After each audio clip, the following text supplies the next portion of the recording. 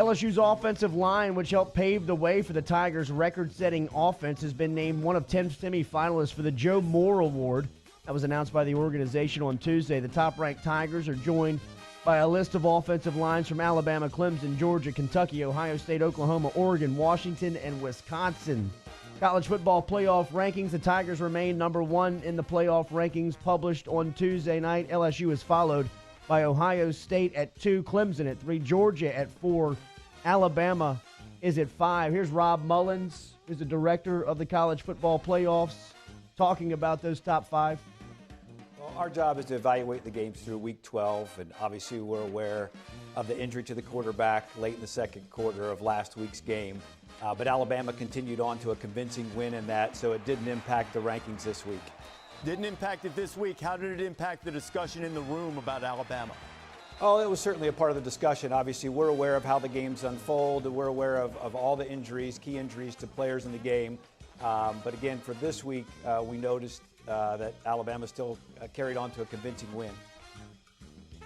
Practice report for the Tigers on Tuesday. Clyde Edwards-Helaire returned to practice a day after he was one of several starters missing during Monday's media viewing.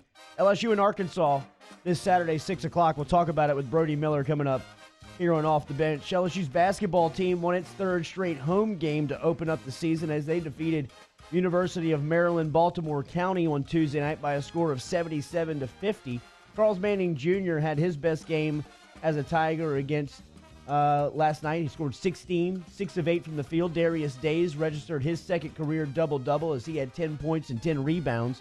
Tigers now travel to Jamaica, where they'll take part in the Jersey Mike's Jamaica Classic. LSU will face number 15 Utah State on Friday and Rhode Island on Sunday. Here's Will Wade last night talking about his team's third win of the season.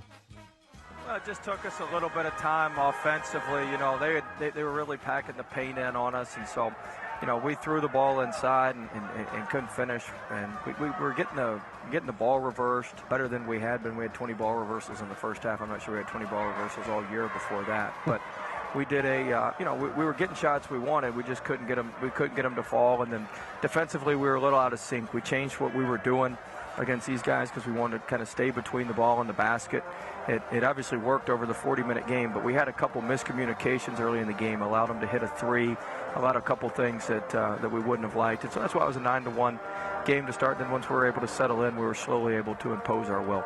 I mean, the offensive potential of this team remains pretty stunning when you factor in that, again, they did not play their best offensive game. They still win 77-50. The main numbers that we were looking at, though, Jordan, I didn't realize this, so I knew LSU was bad at turning the ball over going into this. They were ranked 349 out of the 350 teams in college basketball going into this game. And that's all to say credit to them. They cut down on those turnovers significantly last night. They beat a pretty good team in UMBC. I like the direction of this team. One more from Wade talking about the road trip ahead to Jamaica. Yeah, we're just going to have to be a lot more consistent. We're not going to be able to have the lapses against Utah State and Rhode Island and Jamaica that we've been having. I thought today we made progress. I thought the name of the game today was to make progress. Make progress with our turnovers. Make progress with our defense and our deflections and that sort of thing. And I thought we made some progress today. Are we where we need to be? No, we're nowhere close. But I think we made some progress, and we need to continue to make progress when we go to Jamaica. LSU will face Utah State Friday at 6 o'clock. You can catch that on Eagle 98.1. Up next for the New Orleans Saints, they'll host the Carolina Panthers this Sunday inside the Mercedes-Benz Superdome. This will continue a stretch of 4 consecutive games against NFC South rivals. Saints can take a big advantage in that NFC South lead with a win over the Panthers this Sunday. The Pelicans spoiled Carmelo Anthony's debut with beating the Portland Trailblazers 115-104. I was making jokes yesterday about how we called it Melo's team, not Dame Lillard's Blazers, and Dame Lillard set out with back spasms. So it really was the Melo show last night. It was Drew Holiday's New Orleans Pelicans squad last night as Holiday had 22 points and 10 assists.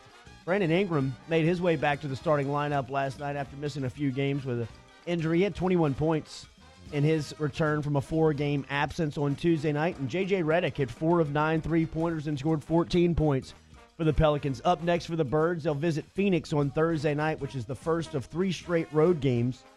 Here is Drew Holiday talking about what was clicking last night. Honestly, I just feel like how we started off the game. We just tried to do that in the beginning of the third. We know we got out early. We got up early quick on them and tried to do that in the beginning of the third, but kind of withstood the punches. Being able to be up by so much and then make a run is a little bit easier doing it that way than being down and trying to come back. All right. Don't look now, Jordy.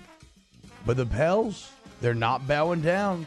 After the rough 0-4 start, they've won 3 in a row at home. They've won 2 in a row overall. They're 4-2 in their last 6 since Kenrich Williams entered the lineup. I mean, the Pels seem to have a little juice going. Are we ready for this? They're 2.5 games out of the 8th seed. Let's go. You know who the 8th seed is? Phoenix at 7-6. Guess what?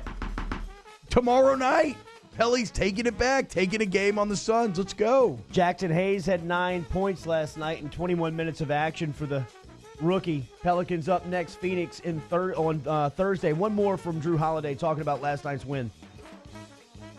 It's big.